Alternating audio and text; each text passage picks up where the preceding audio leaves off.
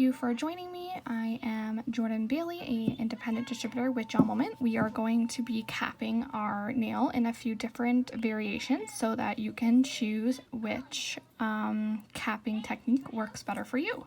So I'm going to go in with my April Madrid, and I have a couple different techniques based on just personal preference, and some people might find some easier if you have shorter nails, and it's just ways that I've kind of found over the time I've been using GelMoment with other distributors. So with this first technique, you're going to apply your polish just like you normally would. Okay, I have a little bit too much on there, so I'm just going to take that off. And you're also making sure you leave a little gap at the top and just coming down. Trying to do it in the air, which I'm not used to. Okay, and just a general cap, how I like to cap, but I have longer nails, so it's a little easier.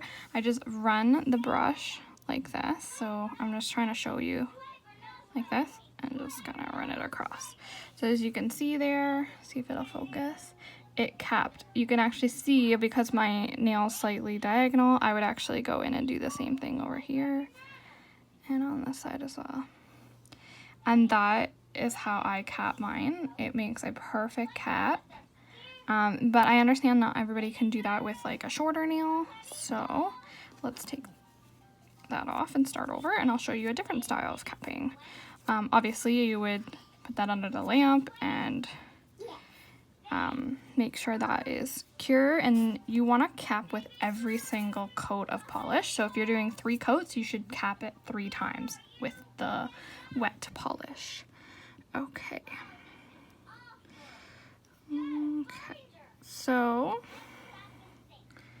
that's my first one. I'm just going to get this part set up, that way I can do it flat and I'm not hovering in the air. Okay, so the next one, which is probably the most common, is to just, is just brushing it like that. So some people, if they have shorter nails, they kind of pull back the skin and then just give it a little brush. So that's probably the most common way to do it. But again, it's not necessarily the easiest for those with maybe shorter nails. So that, and as you can see, it created some buildup at the end, which almost every time when you cap that happens. So I did forget to mention the first time I did my first cap is that you would go back in after and smooth everything back out. That way you don't have buildup right at the tip. And always making sure if you get it on your skin, you clean up around. Just like that. So that would be 1 coat ready to go in. I'm going to wipe that off, and I'm going to start over to show you the next style of capping. This is supposed to be good for short nails, so I haven't really used it too much because I have a longer nail, so I don't really need that short nail. I'm just going to let the alcohol dry quick. Get my polish ready. So again, you're going to need to figure out what works for you, your nail type, your nail length, what maybe your skill level is, all that stuff. As you get longer nails, as you get better with GelMoment, you might want to change how you do your cap. I know I did. So just going with what works best for you. So we're going to start again. Putting your polish on from the cuticle down. I got a little bit on my cuticle, but we're not worrying about that at this moment. I have some fuzzies for my cotton pads. Okay, so this one, I'm going to come in like this. I put my polish on, and what you're actually going to do is you're going to come in this direction, and you're kind of doing a back and forth motion. So this one is good for people with short nails, and what it's doing is it's actually pushing the polish over the edge. So I haven't used this one too much just because I don't really have short nails, but if you do have short nails, give it a try. Again, it's gonna take practice. Everybody needs to figure out what works for them. And I'm just gonna smooth it back out and we'll take a look and see if that worked. Always go back in. I'm getting it all over my hand because my hand's shaking. Clean that up before we go any further. I ran out of cleansing pads, so my cotton pads are making a cotton mess all over my nails, but it's okay. Okay, so let's see. So it did cap. It's kind of hard to see in the photo. It's not quite as thick of a cap as some of the other ways, but it did cap, as I can tell just by looking at it. So if you have shorter nails, that could be the way to go, because you don't have to worry about getting it on your skin down here because you're just pushing the polish over the nail. Okay, and I have one more style of cap, so I'm just going to take that off. And this will be my first time ever doing it this way, but I think it is, hopefully, would be really easy for some.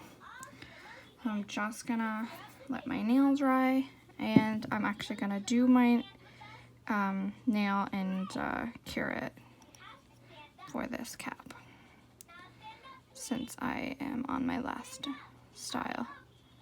Trying to get the polish off and it keeps bubbling over. All right. So what we do for this version is put your polish on just like you would, minding your cuticles, making sure you're not getting on your skin. If you do, you want to wipe it off. So paint your nails just like you normally would. Nice thin coats, just like that. I'm just checking it, making sure that it's good. And for this style of cap, so there's no cap on it right now. I don't know if you can see that. What they did was they flash cured for 10 seconds.